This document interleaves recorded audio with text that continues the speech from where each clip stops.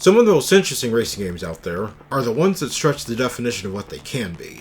In the case of Distance by Refract Studios, a sequel to their previous game Nitronic Rush, it can mean combining elements of arcade racing with platforming and shifting the goal from winning a race to merely surviving a challenging track to reach the end. Add in a control scheme that allows for a free-form driving style, a large variety of visual styles across levels, and an emphasis on atmosphere, and you've got the makings for an ambient, yet intense racing experience that's unlike anything I've ever played. So with introductions out of the way, this is Distance, a drive to survive.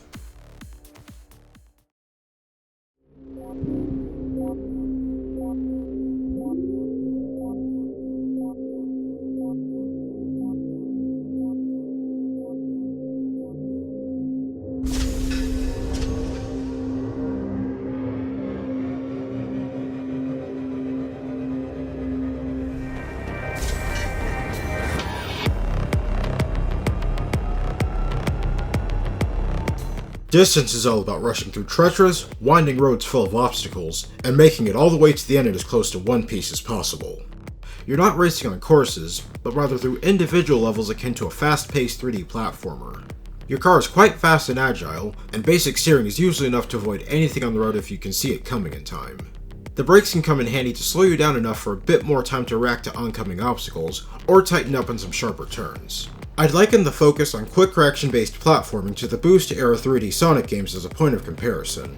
One of the biggest similarities is that in addition to holding on the gas button for most of the time, you'll also want to hold the boost button down as much as possible to fly through the gauntlet of obstacles and large gaps, and to keep moving at a speed that the game almost demands you maintain. You can't boost forever though, as your car will overheat if you go too long without cooling it down somehow. The primary method is to reach a checkpoint, which instantly restores your boost meter and repairs your car should it get damaged. Driving sideways or upside down will also cool the car down a bit while boosting through areas like loops. In addition to boosting, you'll get accustomed to hitting the jump button very often to hop over certain obstacles, and especially when the road ahead is suddenly sideways or above you. Whenever you're airborne, your steering controls will now roll or pitch your car so that to line with the road that you're trying to land on. Your car's thrusters will push your car downwards in the direction that its wheels are facing for quick landings. However, the path forward doesn't always mean that it's on a surface. Your car also deploys wings that allow you to fly, very much like in San Francisco Rush 2049. You can fly until your car overheats, passing through checkpoints to extend your flight time. As long as your wings aren't disabled, flying is also possible at any point, so you can skip certain track segments that may be a bit more challenging on wheels. Flying also comes in handy when you've gone off course and gives you a chance to save yourself. Hitting any solid object head-on too fast, or falling into the red out of bounds zone wrecks your car, but you respawn rather quickly. If you want to get a mistake over with even faster, the reset button instantly self-destructs the car and respawns it, and holding the button down starts the level over from the beginning. Some collisions will cut off the part of the car that got hit, but not destroy it completely so you can keep moving. Although driving with half a car split down the middle will naturally make things like steering less than ideal.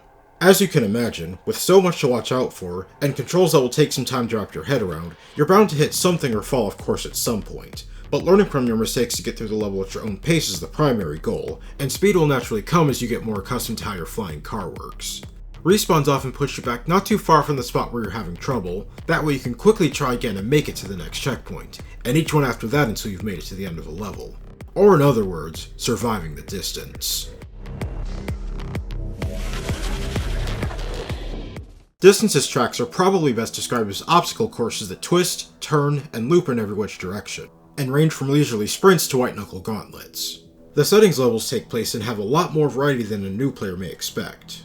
Levels featured in the main campaign are set on a dystopian, futuristic space colony city called the Array, and split into multiple sectors. Some sectors show off what appears to be idyllic technological cityscapes, but others revealing something out there corrupting the city, like a computer virus in physical form.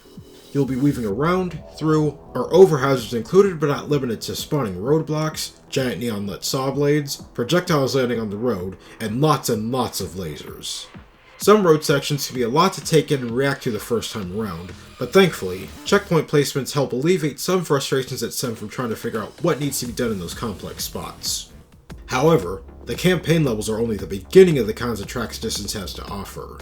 Another one of this game's big selling points is an extensive level editor, which enables players to create their own tracks and share them via Steam Workshop. And create they did. It's mind-blowing to see the kinds of environments and track designs people have come up with over the years. I was first made aware of this a few years ago after learning about some levels that recreated the racing realms from the Hot Wheels Accelerators movies, and after driving through the Ultimate Race myself, the level of detail and accuracy the editor tools allow for should be applauded.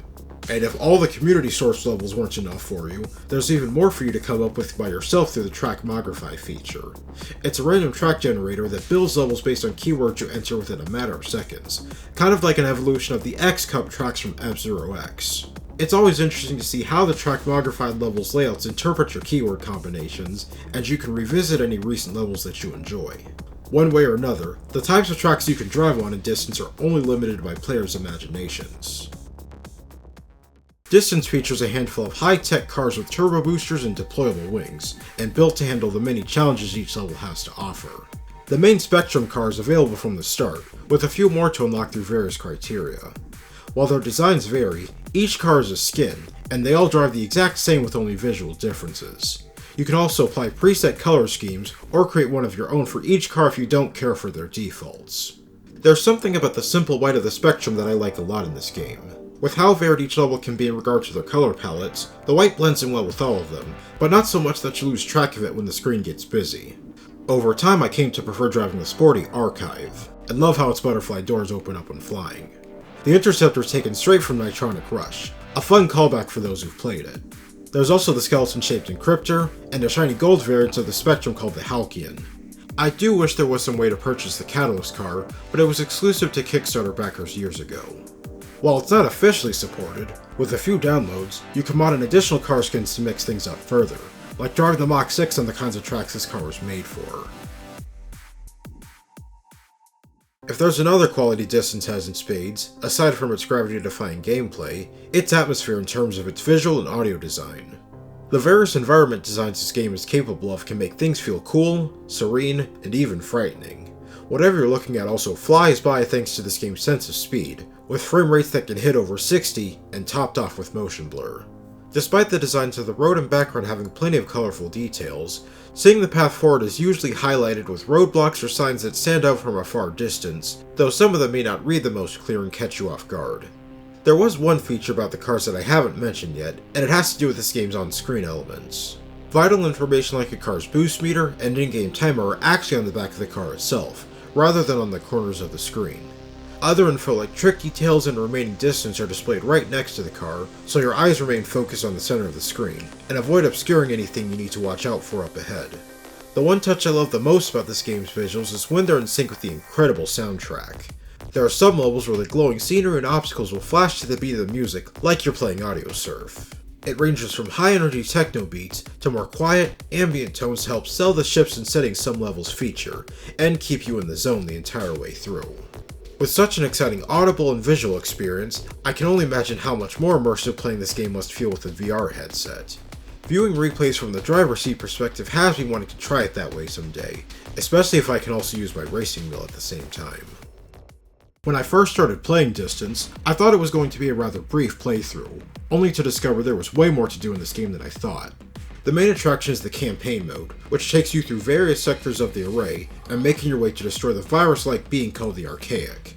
Instead of traditional storytelling with dialogue or characters explaining things, all the exposition is shared in the background of each sector, with the environments telling the story of what the array is and what's happening to it as the Archaic continues to corrupt it. The time limit displayed on the back of the car is also a contributing factor, and while it's never going to run out during your playthrough, it helps sell the sense of urgency to get to wherever your car's highlighted destination is as fast as you can. And you'll always know when you're in the presence of the Archaic, either when the sector starts to glitch out, or when things start to go silent, and the tone shifts from calm to unsettling. Your journey through the sectors culminates in one final encounter with the Archaic, driving through everything it can throw at you until you can destroy it, revealing that at the end of the road was a teleporter to Earth that you reached just in time. The entire run was a fun take on a story mode for a racing-focused game, and while there were a few spots I was stuck on for a bit, most of them involving when my wings were taken away, I enjoyed myself the whole way through. Which is a good thing, as there's another unlockable campaign, Lost to Echoes, which revisits a city featured in Nitronic Rush with all new levels, and are also way more challenging than the main campaign. It's not just about completing these harder stages, but also exploring them to find a soda machine hidden somewhere in each of them. Reaching these locations will require some unorthodox maneuvering skills, and even with a guide telling you where the machines are, actually getting there will still be a challenge. Each machine reveals a secret part to collect, and finding all 7 will unlock the Interceptor car. Finishing this story unlocks the Nexus campaign, a short but sweet set of levels, with a story about infiltrating a city to deliver a payload, then escaping. Even after all these adventures, the campaigns aren't even the half of what Distance has to offer. For each campaign that you finish, its levels become available to play again in arcade mode. For levels found under the Sprint category, the goal shifts from merely reaching the end of a level to finishing it as fast as you can to earn medals. The number of medals you get is based on your finish time, with each consecutive color counting as an additional medal. You want to aim for gold medal times, but an exceptionally faster time awards an extra diamond medal. Arcade mode's main draw, however, is to play through multiple series of brand new levels, some created by Refract and others by the community. The theme for each level is whatever the creator wanted to come up with, so things are kept fresh as you discover each one of them. When you collect enough medals, new sets of levels are unlocked, containing more challenging levels as you progress. You never know what each track has in store, so it's worth checking out all of them just to see the creativity on display.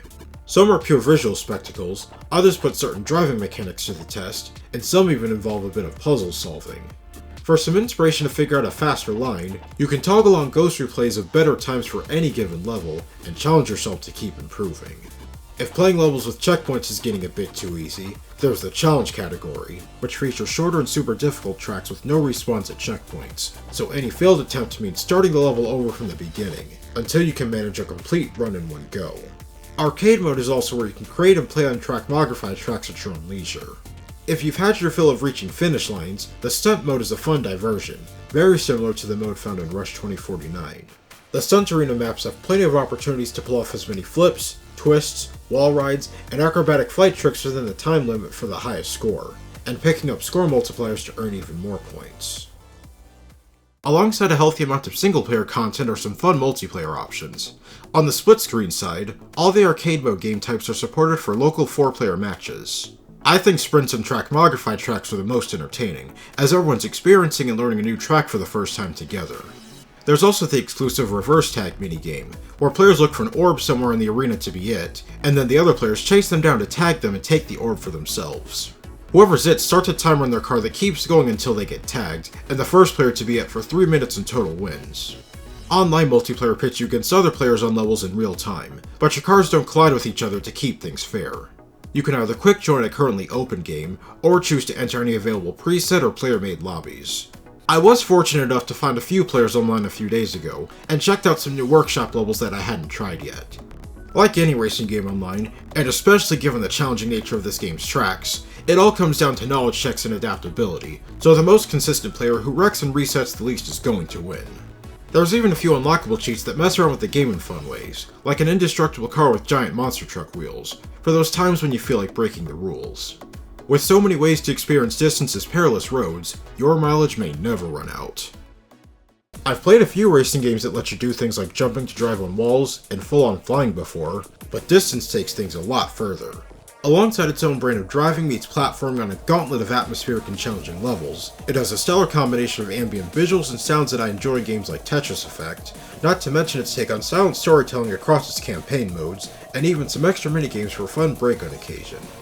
I heard great things about Distance long before I got around to playing it, but I'm glad that I finally gave it the quality time it deserves. Because when it comes to racing games that break away from the mold to do their own thing, and do an exceptionally great job of it, Distance truly, well, goes the distance. As always, this has been fun, and I'm already looking forward to covering another amazing racing game. So I hope you'll check out what I've got in store for next time, and thank you for watching.